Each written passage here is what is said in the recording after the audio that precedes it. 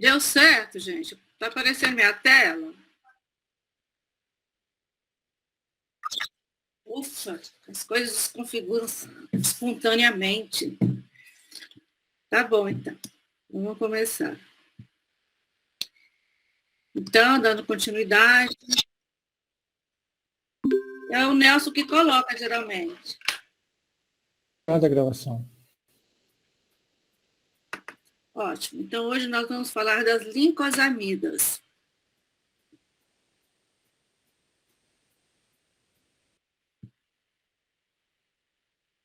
Deu uma travada, espera um pouquinho.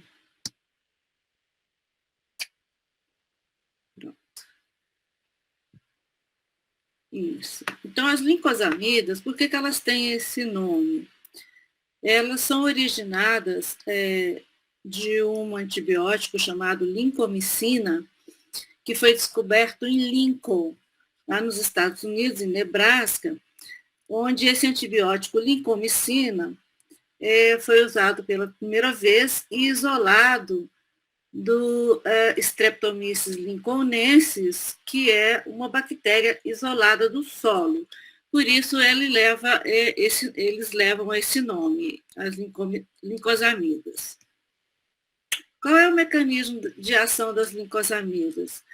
A gente começou desde lá, quando a gente começou a estudar os aminoglicosídeos, aqueles antibióticos que alteram a síntese proteica. E as licosamidas têm um efeito também de inibir a síntese proteica lá no ribossomo da bactéria.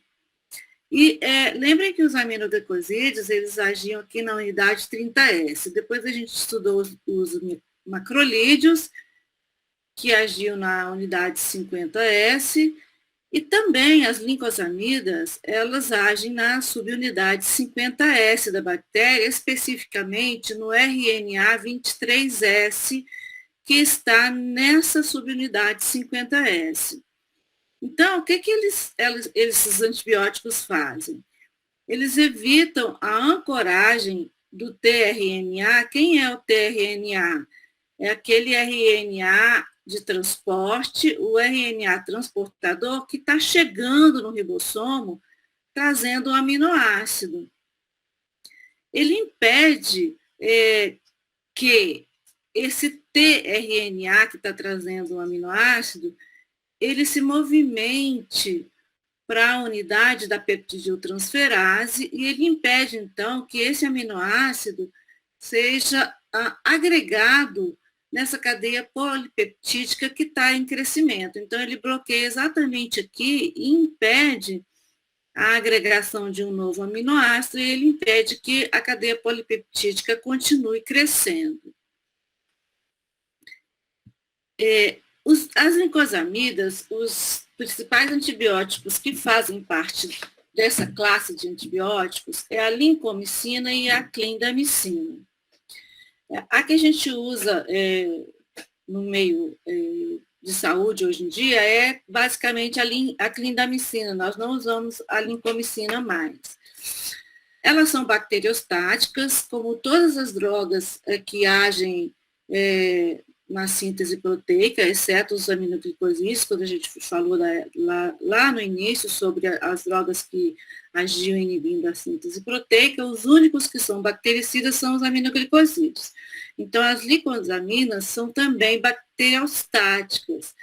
Elas podem agir como bactericidas em alguma situação, dependendo da concentração, se é uma concentração alta da droga, dependendo da espécie bacteriana e dependendo da concentração do patógeno no sítio da infecção.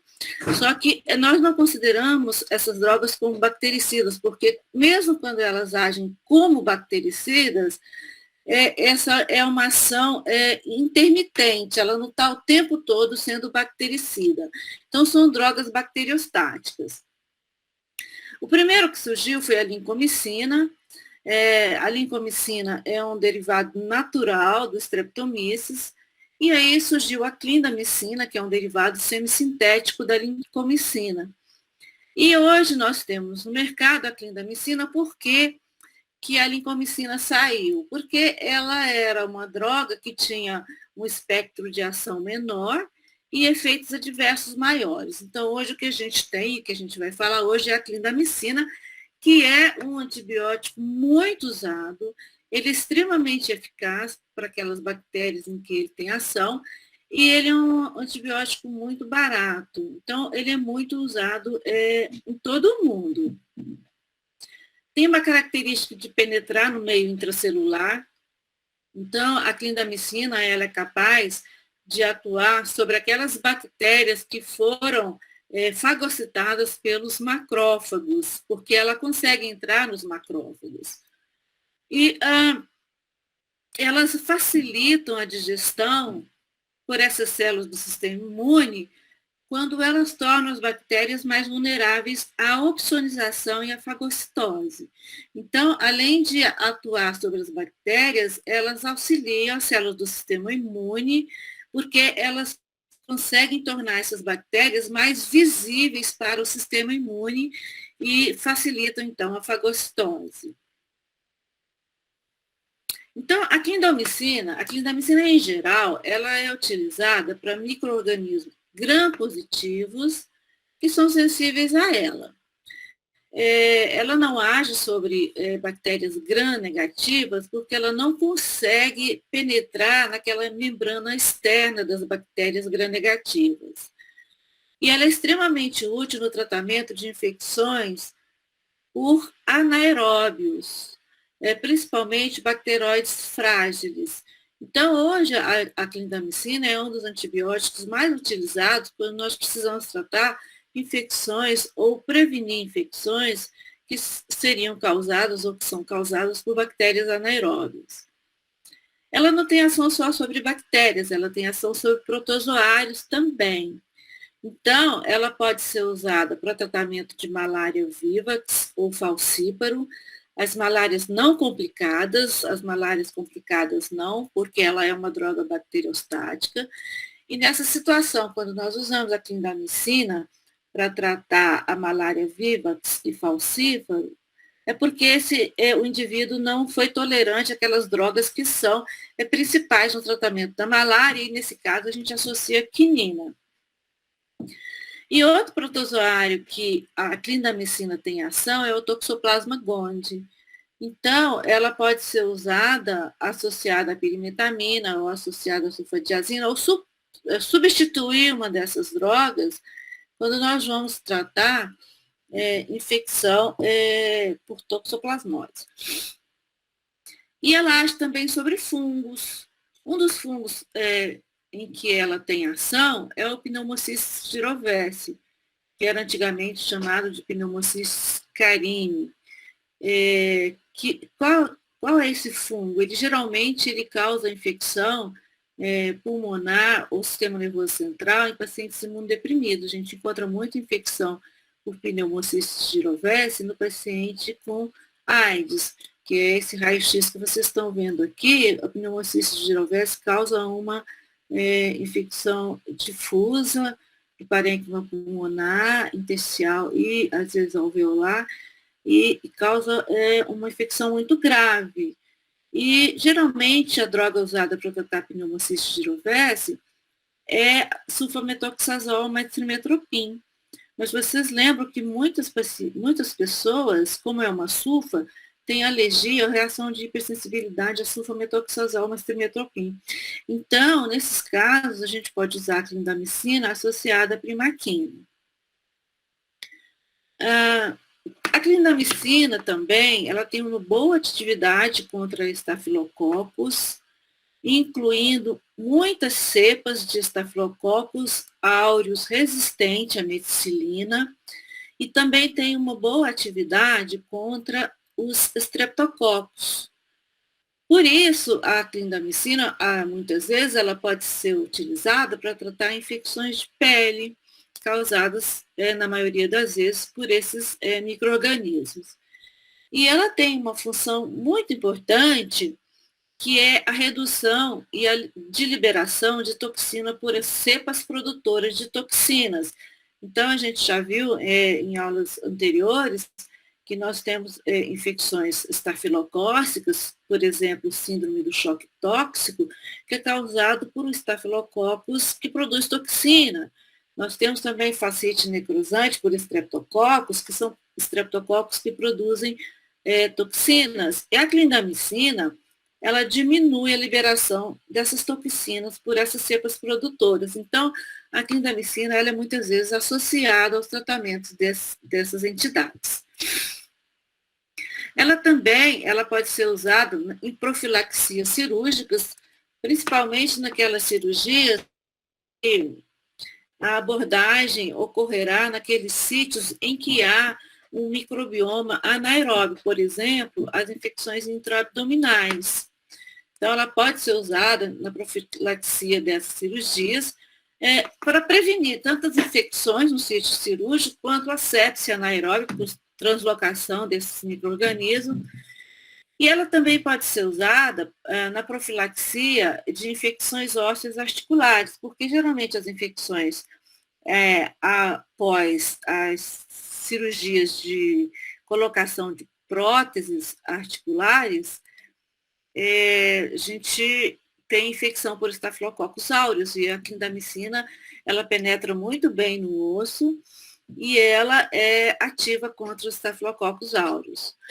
Mas não só em cirurgias de próteses, mas em cirurgias de osteossíntese, em cirurgias ósseas em geral, a clindamicina pode ser usada como um antibiótico profilático em infecções nesses sítios. Ela também é usada em pneumonia por aspiração. A gente já viu que pneumonia por aspiração, geralmente a pneumonia não é causada pelo Streptococcus pneumoniae, não é causada pelo pneumococo. A pneumonia de aspiração, geralmente é causada por bactérias da flora oral, que geralmente são anaeróbios, ou às vezes gram-negativos. Então, ela pode ser usada como um antibiótico no tratamento dessas pneumonias. Logicamente, como ela não age sobre gram-negativos, na pneumonia de aspiração, ela precisa estar associada a um antibiótico que haja sobre gram-negativos. Infecções dentárias, porque nas infecções dentárias geralmente estão envolvidos também anaeróbios da flora normal da boca. E em infecções, como eu já disse, de pele e tecidos moles, porque a infecção de pele e tecidos moles geralmente são causadas por Staphylococcus aureus ou Streptococcus, e esse antibiótico ele é muito eficaz no tratamento de infecções por esses micro-organismos.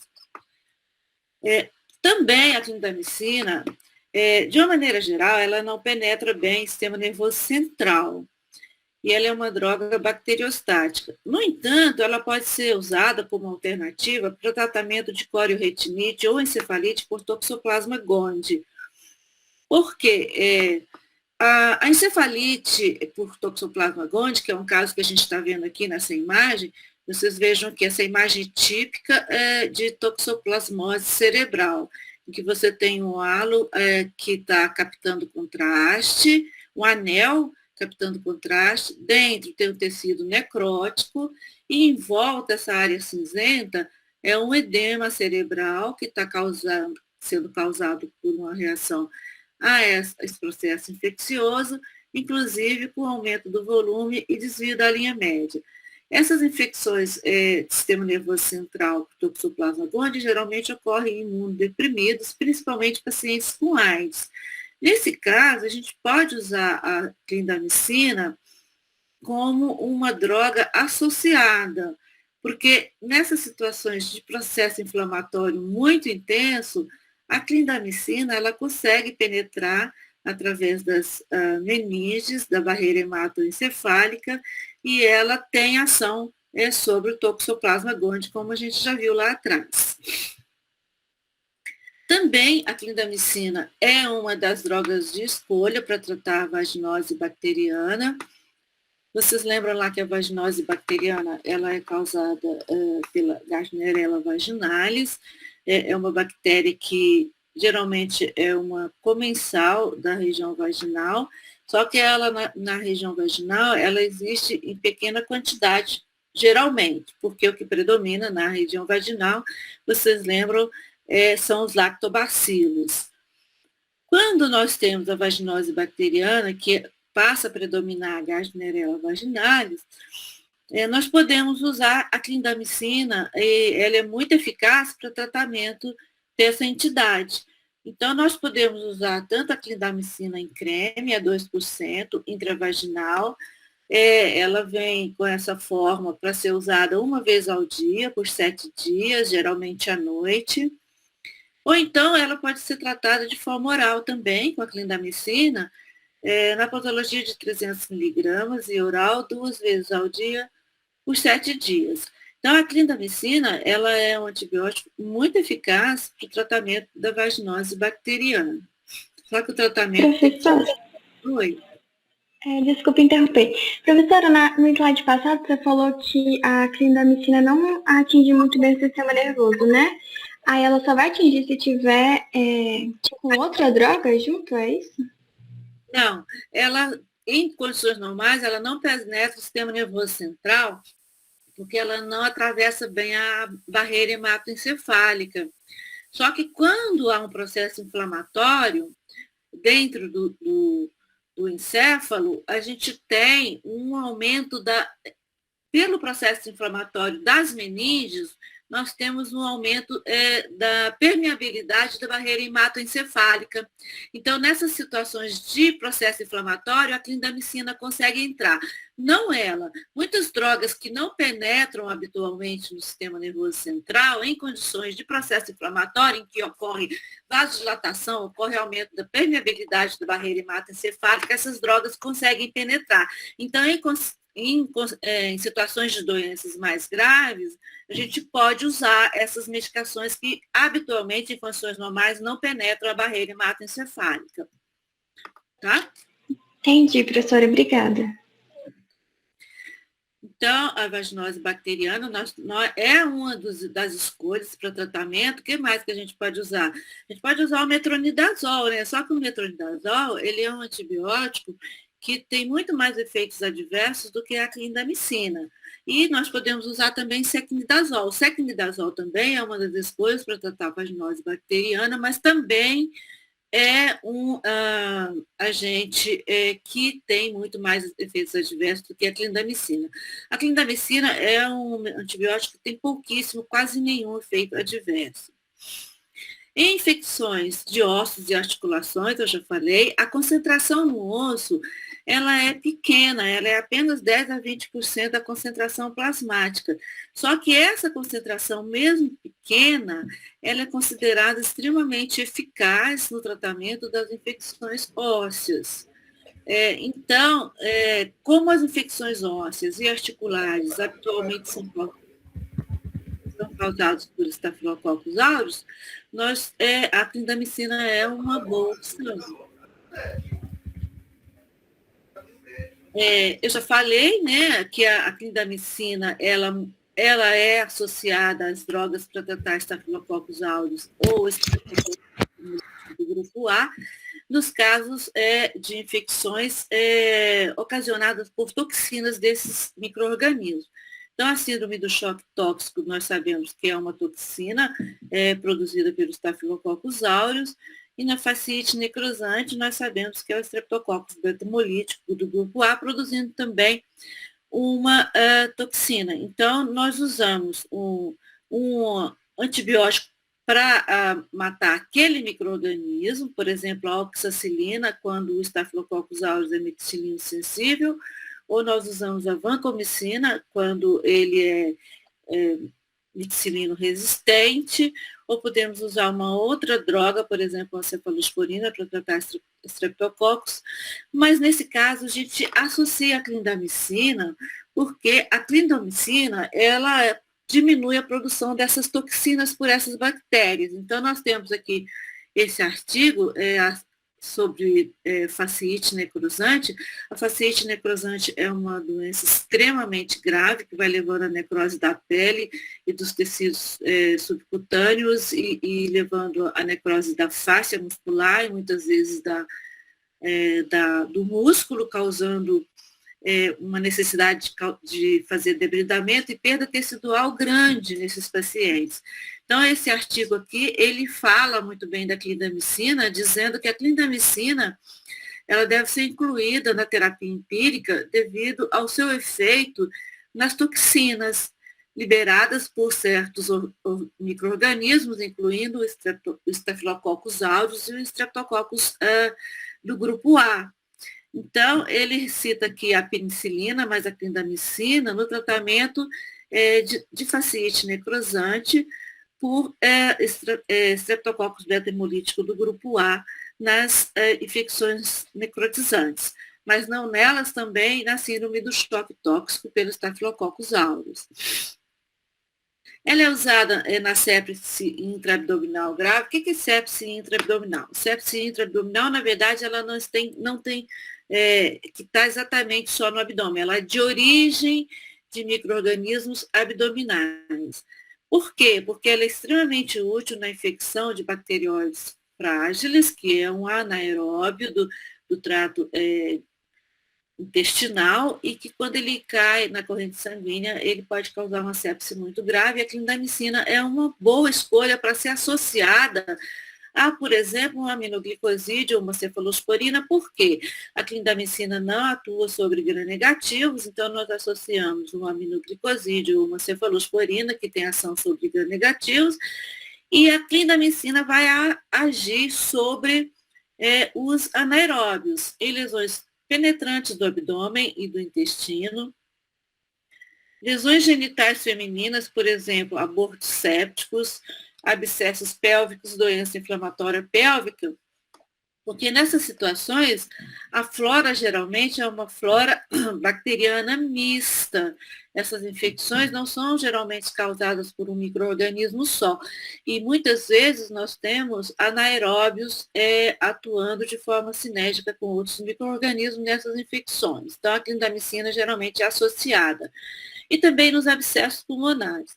Os abscessos pulmonares, muitas vezes, eles originam-se de pneumonia de aspiração, e a gente viu que as pneumonias de aspiração, elas são geralmente causadas por micro-organismos múltiplos, geralmente gram-negativos e anaeróbios que vêm da flora oral. Então, a clindamicina, ela é uma droga bacteriostática e ela, de uma maneira geral, ela não atravessa a barreira hematoencefálica. Então, se nós tivermos infecção por estafilococcus, nós não podemos usar a clindamicina quando nós temos infecções muito graves. Isso nós estamos falando do estafilococcus, porque o estafilococcus é uma bactéria muito potente, muito resistente. Não é o caso que a gente viu lá atrás do Toxoplasma gondii. O Toxoplasma gondii é um protozoário mais fácil de tratar, ele é um micro-organismo mais sensível às drogas. Quando a infecção do sistema nervoso central é causada por estafilococcus, nós não usamos clindamicina. Por quê? Porque nós não usamos nessas situações antibióticos bacteriostáticos e a clindamicina não atravessa bem a barreira hematoencefálica, e nós temos outros antibióticos que penetram melhor na barreira hematoencefálica e que são mais potentes para tratar estafilococcus. Nós não usamos também a clindamicina para tratar a endocardite por estafilococcus, porque a endocardite é uma infecção extremamente grave e nós temos que usar uma droga bactericida. E infecções intravasculares. O que são as infecções intravasculares? As bacteremias e as sepses, né?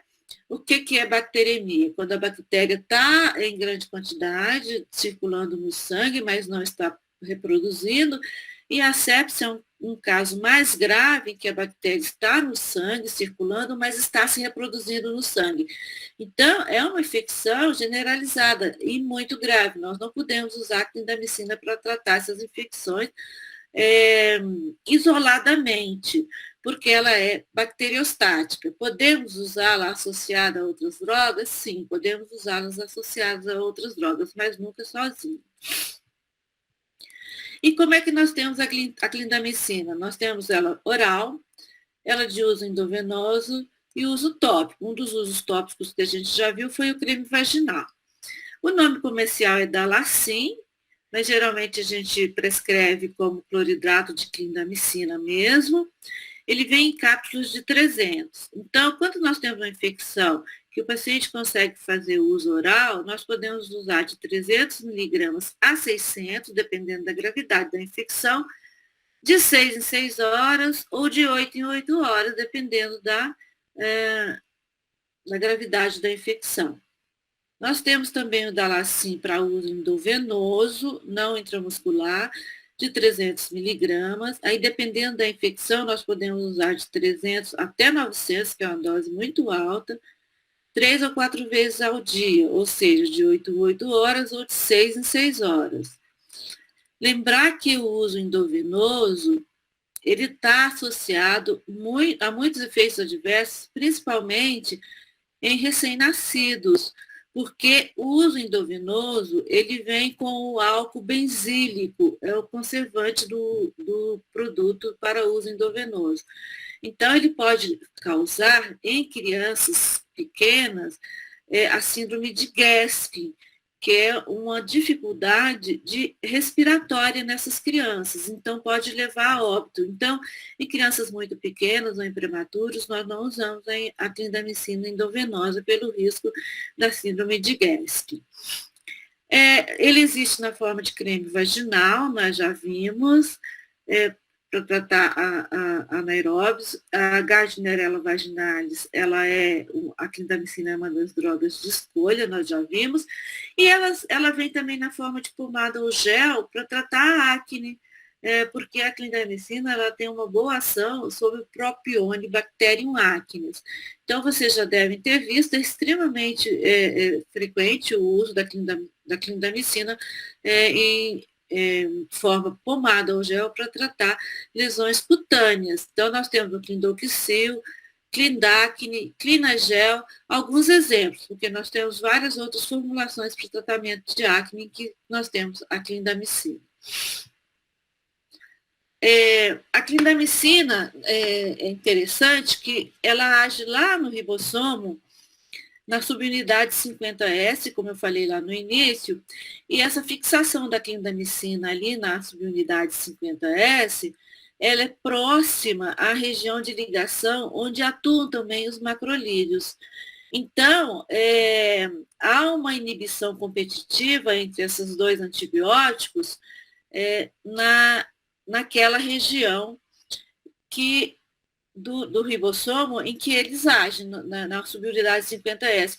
Então, a clindamicina, primeiro, ela não deve ser associada a macrolídeos, porque como eles agem em ciclos de ações muito próximos, um vai inibir a ação do outro. Então, a gente não associa a clindamicina com macrolídeo. Uma outra coisa interessante para saber aqui é que quando a gente tem resistência ao macrolídeo, geralmente a gente tem resistência à clindamicina também, justamente por causa dessa vizinhança no sítio de ação. A clindamicina é extremamente bem absorvida no trato digestório, cerca de 90% a 100% da clindamicina por via oral, ela chega à corrente sanguínea, então a biodisponibilidade é muito grande, geralmente ela é absorvida na região do duodenal.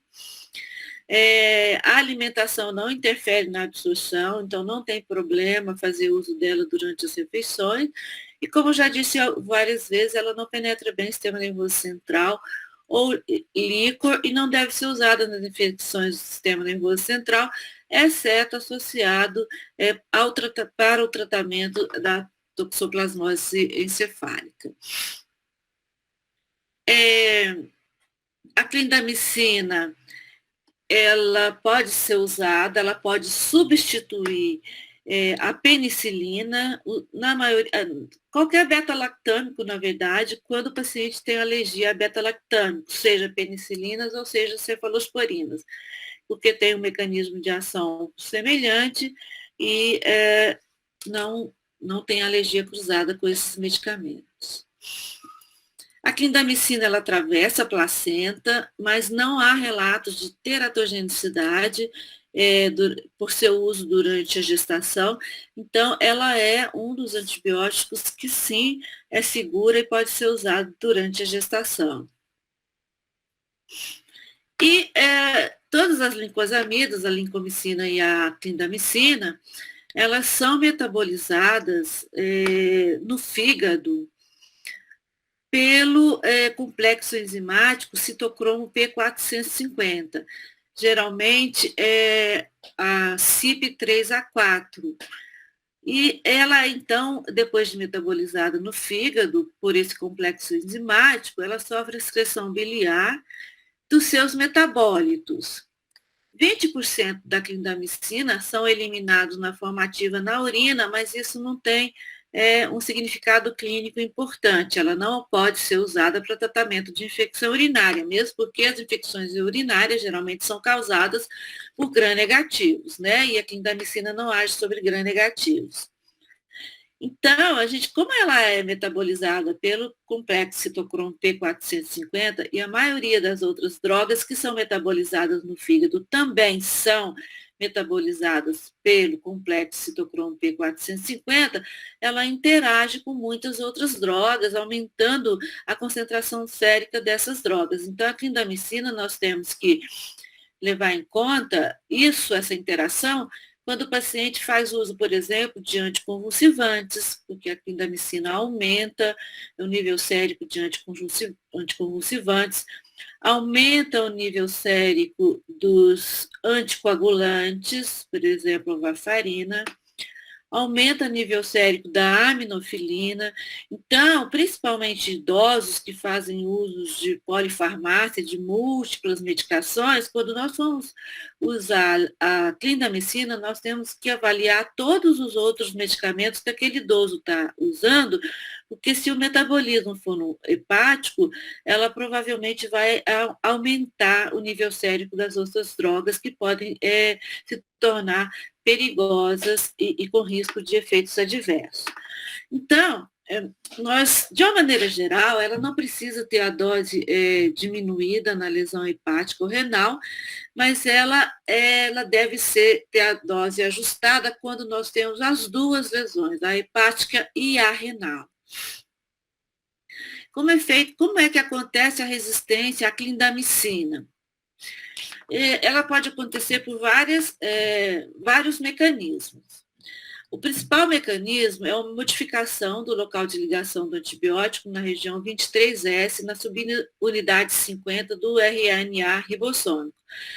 Lembre que esse local de ligação desse antibiótico é o mesmo dos macrolídeos. Então, quando há modificação do local de ligação da clindamicina na região 23S, na subunidade 50 do RNA ribossômico, nós vamos ter também uma resistência aos macrolídeos, nós vamos falar ali na frente. A resistência também pode ser mediada por plasmídio. Vocês lembram que o plasmídio é aquele elemento cromossômico, um elemento genético móvel, que uma bactéria passa para outra bactéria, mesmo que ela não seja da mesma família. Então, o plasmídio, que contém uma mutação para modificação do RNA 23S na subunidade 50S do ribossomo, ele pode ser transferido para outra bactéria e passar aquela mutação para outra bactéria. Nós podemos também ter modificação e destruição dos antibióticos por enzimas. Então, existem bactérias que produzem enzimas que modificam o próprio antibiótico, que destrói o antibiótico antes que ele haja no ribossomo na região 23S. E um outro mecanismo de ação de resistência que nós temos em todas as bactérias, nós já vimos em todos os outros antibióticos que nós falamos, que é a bomba de efluxo do antibiótico pela célula bacteriana. Ela tem aquela bomba de efluxo que, quando o antibiótico penetra na célula, ele joga o antibiótico para fora e não permite que ele haja ali no ribossomo. Veja que não é a situação dos gram-negativos em relação à clindamicina. A clindamicina ela não age sobre os gram-negativos, não é por causa de efluxo, ela simplesmente não consegue penetrar nesses micro-organismos, porque ela não consegue passar por aqueles canais de purinas que existem ali naquela membrana externa dos gram-negativos. É diferente de bomba de efluxo, que é um mecanismo de resistência, é um mecanismo adquirido. Então, falando daquela resistência cruzada que tem com os macrolídeos, aquela resistência é o principal tipo de resistência da clindamicina, das bactérias da clindamicina. E é muito importante vocês saberem disso, porque vocês precisam saber que quando é uma bactéria resistente a um macrolídeo, ele também é a uma clindamicina e também é uma streptogramina B, que é a que a gente vai estudar lá na frente, que é a pristinamicina. Esse tipo de resistência se chama MLSB. Por quê? M de macrolídeo, L de lincosamida, que é a clindamicina, e SB de streptogramina B, que é a pristinamicina. Então, como é que ocorre esse mecanismo de ação? As drogas MLS, que são os macrolídeos, as lincosamidas e as streptogramina B, que é a pristinamicina, elas têm um mecanismo de ação parecido lá na porção 23S do ribossomo da subunidade 50S, causando uma dissociação daquela enzima que passa o aminoácido para cadeia polipeptídica em formação, que é a peptidil tRNA do ribossomo. Todos eles agem ali e eles têm um mecanismo de ação comum a todos esses antibióticos MLS. Então, a resistência a um deles torna aquele micro-organismo que era sensível resistente a todos eles. Então, se aquele micro-organismo que era sensível ao macrolídeo, ele fica resistente ao macrolídeo, ele fica resistente também à clindamicina e também à pristinamicina. Então, isso é importante saber, porque às vezes a gente pega um antibiograma mostrando que aquele micro-organismo é, por exemplo, resistente à eritromicina, que é um macrolídeo. Esse paciente ele não pode receber clindamicina, porque a resistência ao macrolídeo pressupõe uma resistência também à clindamicina e também à streptogramina B, que é a pristinamicina, que a gente vai a ver lá na frente. Então, isso é importante em termos clínicos. Como é que isso acontece? Existe um gene que ele aparece por mutação, ele se chama gene da metilase ribossômica da eritromicina, MA ou MC, gene de metilase ribossômica da eritromicina A, o gene da metilase ribossômica da eritromicina C. Então, esse gene ele codifica uma enzima que é uma metilase ribossômica. E ele modifica, essa enzima, ela modifica o local de ligação lá no ribossomo, no RNA 23S da subunidade 50S, para os macrolídeos. Só que quando esse gene que codifica essa enzima, leva à produção dessa enzima, essa enzima vai modificar o local de ligação dos macrolídeos, ela está modificando o local de ligação também das lincosamidas, que é a clindamicina e da streptogramina B. Então, ela acaba levando uma resistência a todas essas três classes de antibióticos. E um das bactérias que mais carrega esse gene mutante é o Streptococcus pneumoniae, mas não só ele. Então, principalmente para Streptococcus pneumoniae, se a gente não pode usar o macrolídeo, por exemplo, para tratar uma pneumonia, não adianta usar uma clindamicina, que ela também, a bactéria será resistente a ela. Quais são as reações adversas da clindamicina? São muito poucas, a frequência é menor que 1%, por isso a clindamicina é um antibiótico muito usado, porque além de ter pouquíssimas reações adversas, ela pode ser usada na gestação e ela é um antibiótico muito barato. O efeito adverso mais comum é a diarreia. A diarreia, ela ocorre a 10 a 20% dos pacientes. E ela pode também causar uma reação de hipersensibilidade. A gente tem que ficar atento, porque essa reação de hipersensibilidade, essa reação alérgica à clindamicina, ela não ocorre imediatamente, ela ocorre 1 a 2 semanas depois do uso. Então, ela pode ocorrer quando o paciente já suspendeu o antibiótico. Então, por exemplo, o paciente lá atrás que tem Gardnerella vaginalis, a gente tratou com o creme vaginal, ela tratou só por 7 dias, daqui a 2 semanas ela apresenta uma erupção cutânea maculopapular, pode ser uma reação alérgica ao uso daquela clindamicina que ela fez e que já não está usando mais. Então, o paciente que começa a ter diarreia pelo uso da clindamicina, a clindamicina tem que ser suspensa, porque a complicação mais séria que ocorre em relação à clindamicina é a colite por Clostridium difficile. E por que isso ocorre?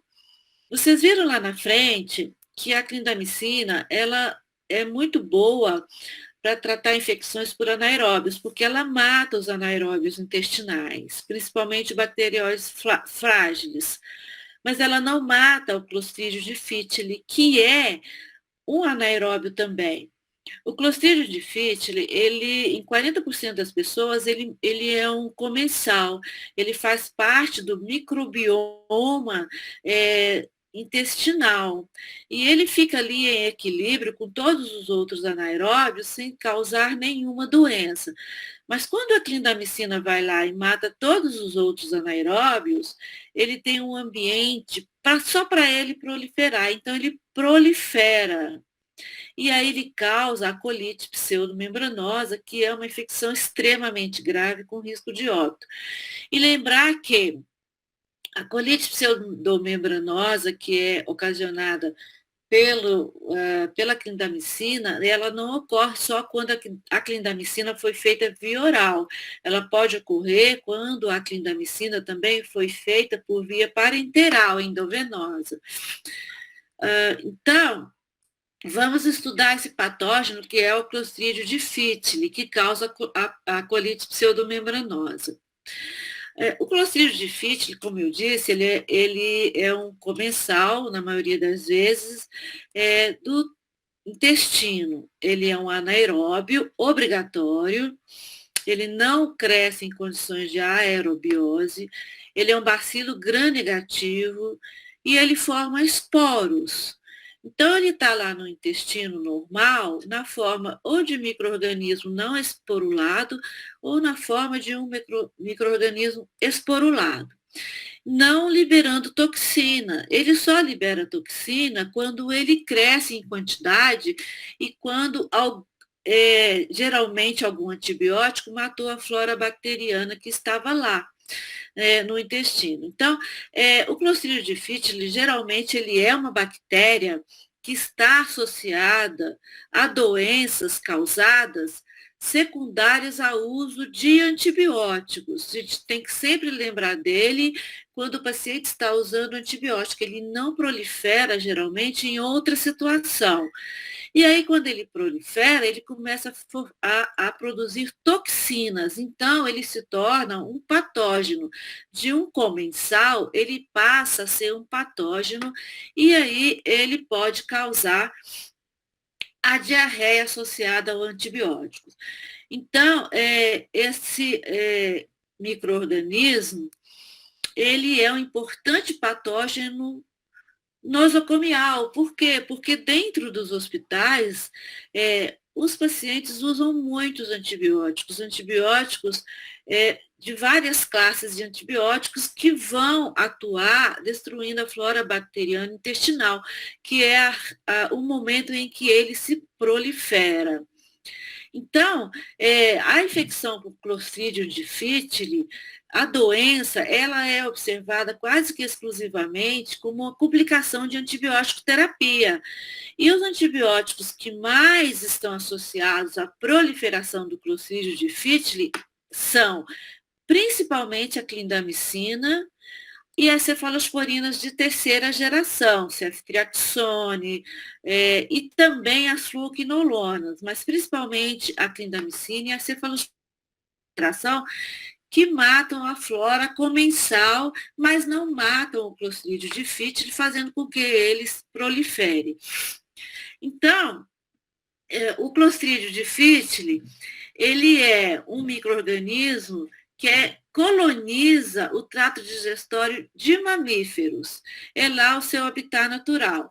Ele pode estar lá na forma de bactéria não esporulada ou de bactéria esporulada. E a microbiota normal fornece uma proteção contra o seu crescimento excessivo, por isso ele fica lá quietinho, em equilíbrio com a flora bacteriana. E os antimicrobianos, especialmente aqueles que têm atividade contra a flora intestinal comensal, criam um ambiente para que ele se prolifere. E aí, quando ele se prolifera, o que acontece? Ele não invade a célula. O Clostridio difficile, ele não é um organismo invasivo, mas ele, quando prolifera, ele começa a produzir enzimas e toxinas que causam graves danos ao epitélio intestinal. Então, ele causa, na verdade, uma colite. Ele começa a produzir ali uma inflamação local. Essa inflamação, ela é uma inflamação em forma de úlcera, porque essa toxina, ela destrói o epitélio, ela causa uma ferida, ela causa uma lesão ali. E ali ocorre a proliferação de polimorfonucleares e a célula intestinal começa a produzir muito muco e também há sangramento. Então, o Clostridio difficile, ele causa uma colite muco-hemorrágica. E com a perda da integridade da barreira intestinal, o que acontece? Eu começo a perder várias substâncias, porque há uma grande produção de muco e há sangramento, e não só isso. Através dessas lesões da parede intestinal, outras bactérias que eram restritas ao trato intestinal começam a penetrar na mucosa intestinal. E aí eu tenho, então, uma forma de doença enterotóxica. E aí vejo o que acontece. Esse intestino, que era normal, ele cresce de tamanho por causa das lesões levadas pelas toxinas, e a gente acaba tendo um megacolo tóxico. É um megacolo, às vezes, muito intenso, que causa uma perda hídrica tão grande e uma penetração muito grande também de bactérias do trato intestinal na corrente sanguínea, e que o paciente vai a sepse e vai a óbito. Então, a colite pseudomembranosa causada por Clostridio difficile, ela pode levar ao óbito. Por isso que o paciente que está usando clindamicina e começa a ter diarreia, nós devemos suspender a clindamicina para não deixar chegar a esse ponto de megacolo tóxico. Vocês vejam aqui um raio-x onde dá para ver um colo bem distendido numa situação de colite pseudomembranosa. Então, como é que a gente faz o diagnóstico do paciente de colite pseudomembranosa por Clostridio difficile? Primeiro, quadro clínico, primeiro a epidemiologia, aquele paciente que estava usando um antibiótico, geralmente ou a clindamicina, ou cefalosporina de terceira geração, ou fluoquinolonas, mas lembrar que qualquer outro antibiótico que destrua a flora bacteriana intestinal pode levar a uma colite pseudomembranosa. E aí o paciente começa a ter diarreia. E aí eu vou fazer uma pesquisa nas fezes. Se eu encontrar o Clostridio difficile ou o esporo do Clostridio difficile, isso não é diagnóstico, porque esse é o formato que ele fica realmente ali na flora, no microbioma intestinal normal. Então, eu vou procurar a toxina, não a bactéria. Então, para eu fazer o diagnóstico de colite pseudomembranosa, ou eu encontro nas fezes a toxina, que ele não produz em condições normais, ou eu faço um teste de ampliação de ácido nucleico para detectar a toxina, ou eu faço cultura nas fezes. A cultura a gente não faz mais hoje porque ela é muito demorada. Como a gente tem outros exames bem mais acessíveis e bem mais rápidos, hoje a gente vai pesquisar a toxina nas fezes ou fazer um teste de ampliação de ácido nucleico. E eu posso fazer também uma colonoscopia e ver as lesões causadas pelo Clostridium difficile na mucosa. Então, eu tenho uma epidemiologia, o paciente usou antibiótico, eu tenho a diarreia, que é uma colite, é uma diarreia com muco e sangue, e eu tenho as lesões na colonoscopia, que elas são bastante típicas de pseudomembrana. Então, eu tenho várias lesões múltiplas. Essas lesões, elas são pseudomembranas porque elas são facilmente destacadas, elas não fazem parte do epitélio, elas são um exudato que está apenas sobre o epitélio. Por isso é uma pseudomembrana. Quando a membrana ela faz parte do epitélio, tem vasos sanguíneos correndo nela, ela é chamada membrana verdadeira. No caso da colite pseudomembranosa por Clostridium difficile, é uma pseudomembrana. Então, a gente vê essas lesões branquinhas, elas se coalescem. Num quadro mais grave, a gente vê a mucosa quase completamente branca, porque elas já coalesceram. Elas são em relevo, são esbranquiçadas, e no início elas são intercaladas com mucosa anormal, mas com a evolução do quadro, elas passam a se tornar placas amarelo esbranquiçadas em alto relevo. Então, no início, quando a colite pseudomembranosa ela foi descrita, ela era relacionada exclusivamente à clindamicina. Então, por muito tempo, se achava que só a clindamicina levava ao aparecimento da Clostridium, da proliferação do Clostridium difficile e o aparecimento da doença, da diarreia por colite pseudomembranosa.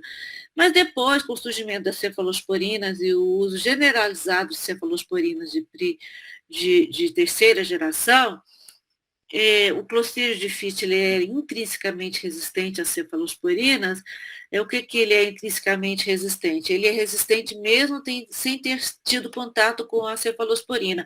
Ele já nasceu, quando a cefalosporina apareceu, o Clostridium difficile já era resistente. Então, as cefalosporinas de terceira geração, elas destroem a flora bacteriana intestinal, mas não destroem o Clostridium difficile também, como a clindamicina.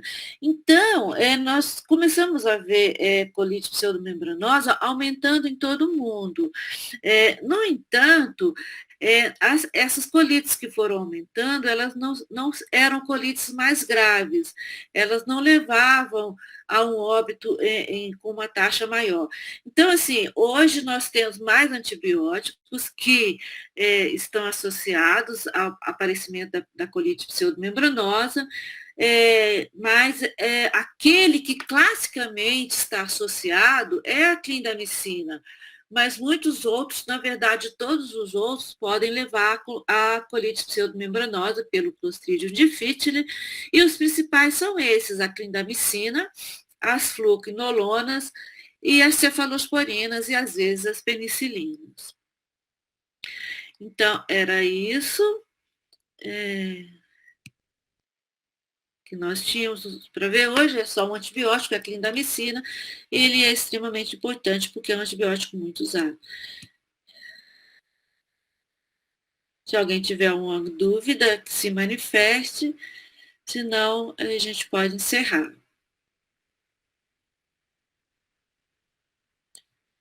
Tudo bem, então? Então, boa noite para todos vocês. Boa noite, professora. Tchau, tchau. Boa noite.